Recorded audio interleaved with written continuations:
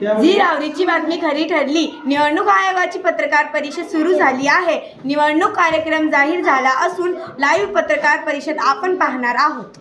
धन्यवाद. 26 शाळेत मंत्रिमंडळ निवडणूक आचारसंहिता लागू.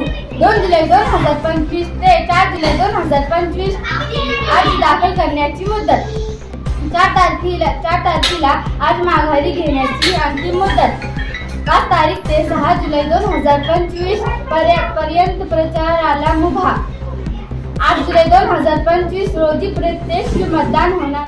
यंत्रणा सज्ज झाली असून सर्व ट्रेनिंग पार पडली आहे.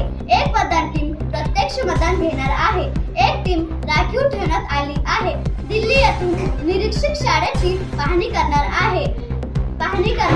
इलेक्शन मध्ये कोणत्याही प्रकारचे गडबड होणार नाही याची दक्षता केली आहे. मोबाइल पर लिया जाने वाला है. ये एक नई युग की शुरुआत है. इस ऐप को अमेरिका की एक प्राइवेट कंपनी से खरीदा गया है. इस ऐप को 2 करोड़ रुपए में खरीदा गया है.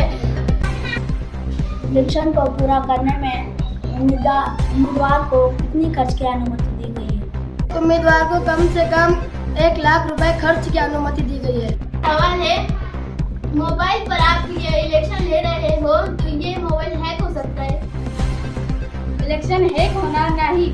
2 करोड मध्ये ॲप घेतले असून सर्व तपासणी करून घेतले आहे.